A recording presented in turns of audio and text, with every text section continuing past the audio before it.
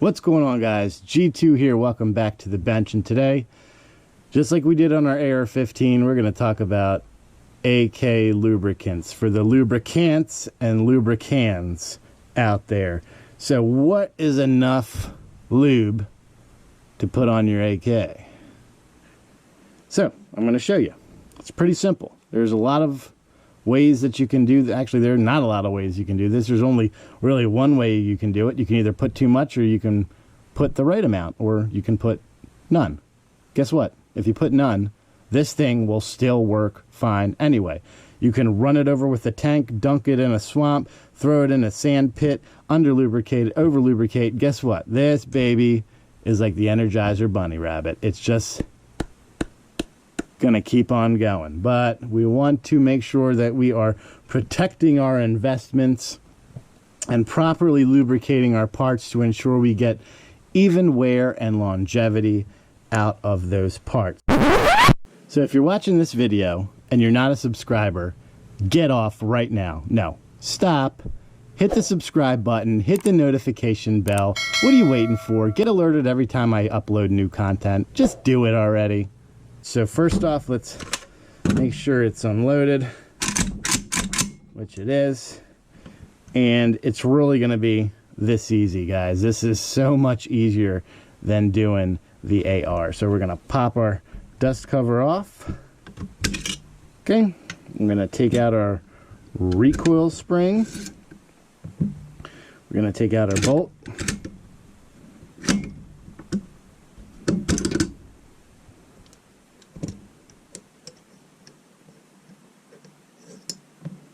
Got our recoil spring, our bolt carrier, and our piston, and then we've got our internal stuff. Let's start with the obvious, right? Everyone loves to freaking load up your recoil spring, and why I will agree that this is an integral component to your AK's function, I will disagree that it needs to be swimming in WD-40. The interior part of this is coated, so it is already kind of a self-lubricating part. So all you're going to need to do for this, let me throw down my little towel so I don't get my fancy little thing all dirty up, is using our little handy-dandy lubricant cup, which we keep at the ready on our bench all the time. You're going to get some on here, and all you're going to do is just run it down just like this. Okay? And that is it. You don't have to put a ton on here. Get your finger, run it through like that. Get a little, you can see, I got oil on my hands. It's not like it's not putting oil in there. And that's it. All done. Now, for your bolt carrier and your piston, some people like to oil their piston. They're like, ooh, it's moving in there. It's blah, blah, blah. Okay, whatever. Use a residue. Okay, you don't need to dab oil on this thing. On your physical bolt as well, I say, this is kind of a very simple process. The only parts that are really interacting is from here, right here, right here, and on occasion, you may see some wear on your bolt itself.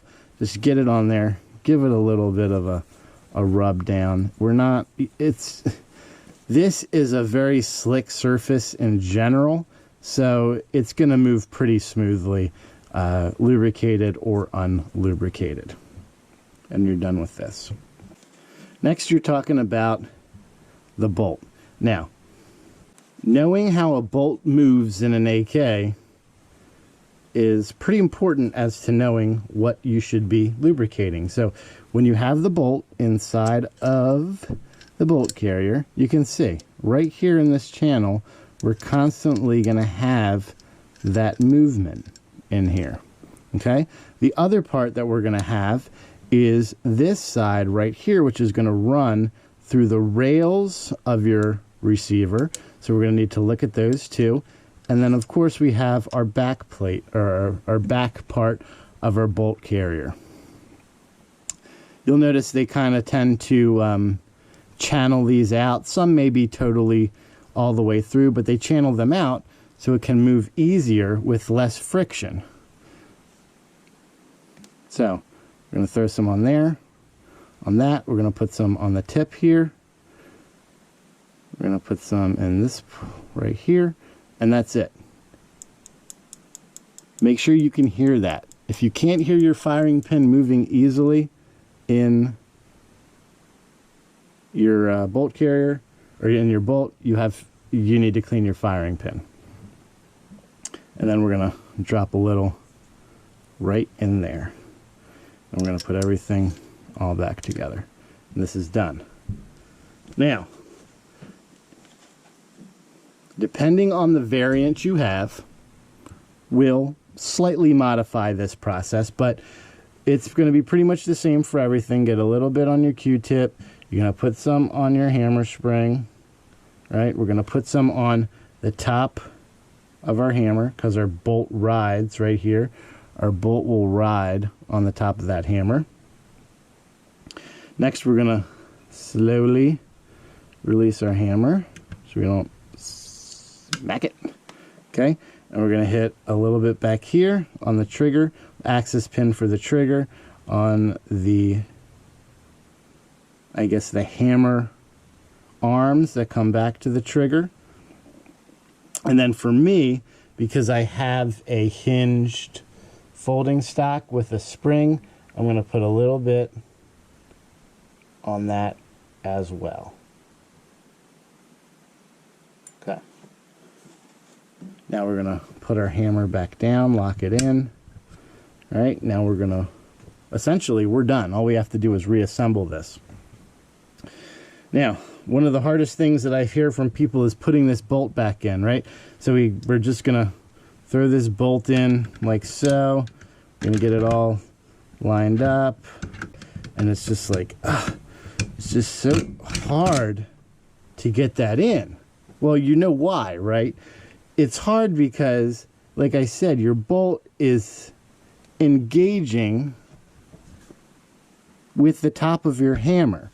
So the easiest way to do this, and the appropriate way, I may add, is to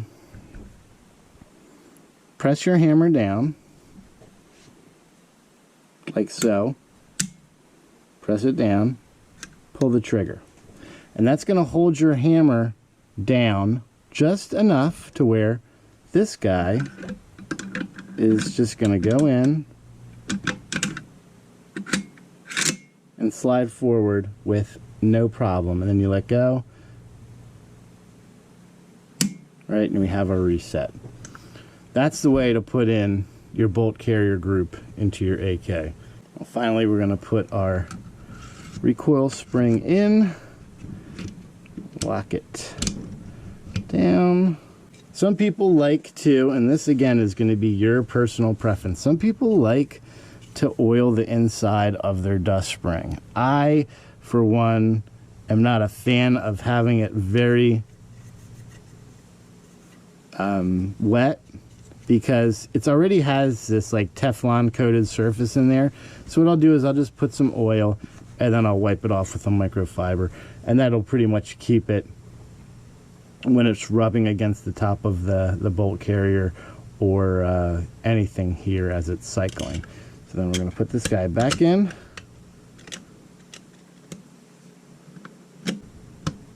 Okay.